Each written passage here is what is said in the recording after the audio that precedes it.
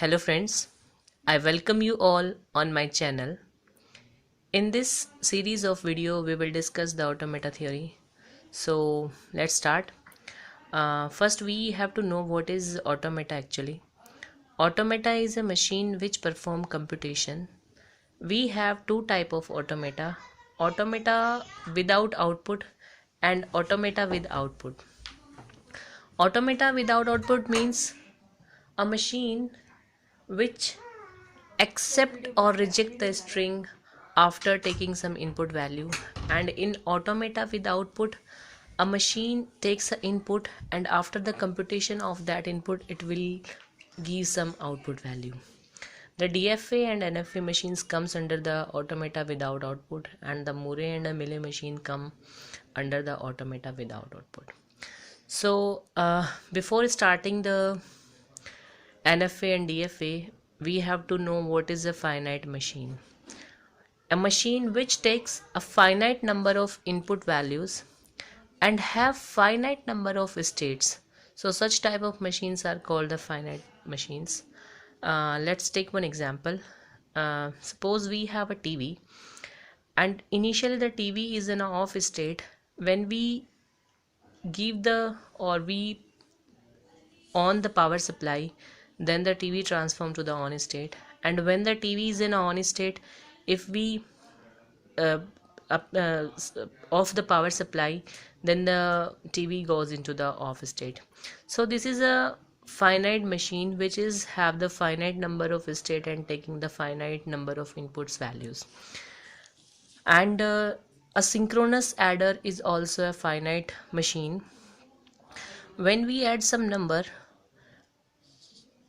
it have two states, a no carry state and a carry state.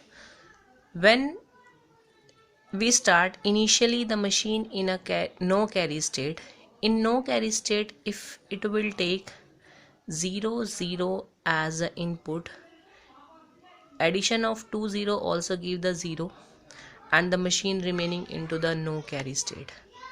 And if we are taking two input symbol 1 and 0, the addition of 1 and 0 is 1 and the machine is still into the no carry state. And if a machine is taking 0 and 1 as an input value, the addition of 0 and 1 gives 1 and the machine is remain into the no carry state because it will not provide any carry value. But in an initial state, if machine takes 1 1 as an input, the output will be 0 and the machine transform into the carry state. Here the carry value is 1. So once the machine reach into the carry state, the machine will loop into the carry state until we do not get 0 0 as an input. So if machine is in a carry state and we are getting 1 0 as a input value, it also gives 0 and the machine still into the carry state.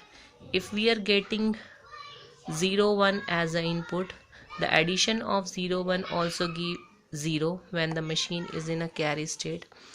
And if the machine is in a carry state and we are getting 1 1 as an input, it will give again 0 as a output and the machine is into the carry state. When we are getting 0 0 as an input, the machine will give 1 as an input and the machine will transform into the no carry state. So such type of machine are called the finite machines. We have the finite number of input values and the finite states. Now if we can take one more example, a parity checker. Parity checker is also a finite state machine. We have two type of parity, even parity or odd parity. If the number of ones are even, then the parity will be even, and if the number of ones are odd, then the parity is odd. So if we have a 0 as an input, it's a even parity because here is a no 0, the number of ones are 0.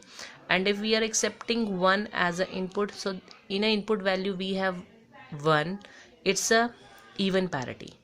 And when the machine transform into the odd parity state, if we have any time of 0, still looping into the odd parity state, because from even parity to odd parity we transfer when we have a 1 as a input value, and we still looping into the odd parity state. But when we are in an odd parity state, we will get 1 as an input, so we have two or even number of ones, and it gives a 0, and the machine will transform into the even parity state. So such type of machines are called finite machines, which have finite number of input values and finite number of states. Now the first topic and the very basic topic of the automata is DFA.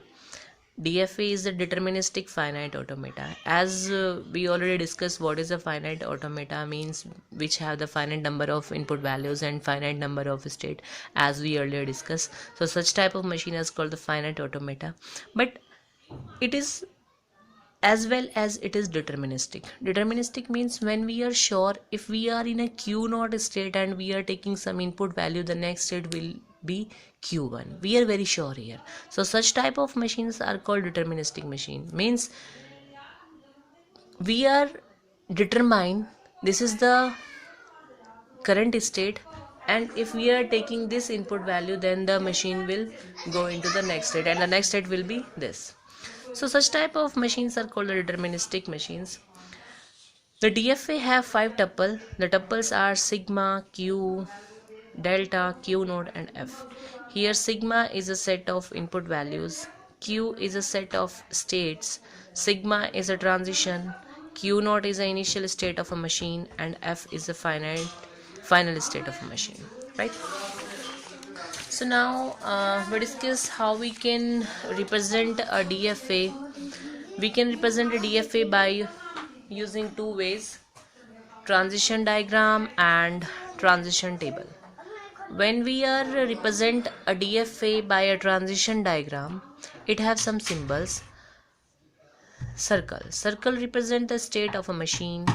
Initial state of a machine is represented by a circle with arrow, and the final state of a machine is represented by a double circle, and the transition of a machine is represented by arrow. We have three types of transitions: forward transition, backward transition, and a self loop, right? And the next method is the transition table. In a transition table, we have rows and columns. The row contain the states of a machine and the column contain the input value. This represent the initial state of a machine, and this denotes the final state of a machine. So if we are in a q naught state and we are getting a as an input, then the machine is still into the q naught state, and if we are taking b as an input in a q naught state, then the machine will reach into the q1 state. So this is a method to represent a DFA as a transition table. Now we discuss how a DFA process a string. Let's take one example. This is a q naught state. If we are taking a as an input in a q naught state, then the machine will looping into the same state, q naught state, and if we are taking b as an input, then the machine reach from q naught state to the q1 state, and q1 state is the final state of a machine. And if we are taking b as an input in a q1 state, the machine will looping into the q1 state itself, and if we are taking a as an input in a q1 state, then the machine will reach into the q naught state. Now let's see how we can represent a transition function into the DFA. Delta is a transition.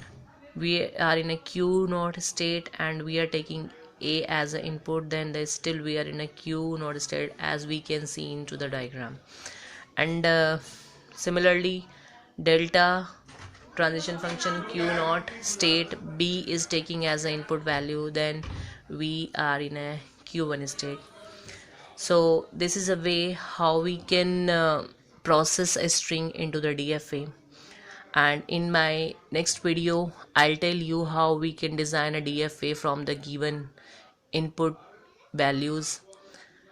So I hope you like my video, and for new updates or more updates, don't forget to subscribe my channel. Thank you.